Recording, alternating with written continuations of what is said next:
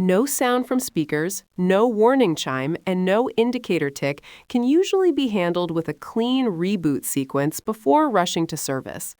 Power the car off fully, lock it, move the key away, and wait 10 to 20 minutes. Restart and let infotainment boot completely before drive. Then test in order: warning tone, indicator tick, radio, and phone projection.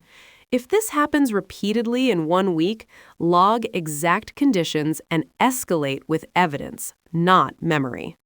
Read full checklist at AutoVerse.Club. Link in description.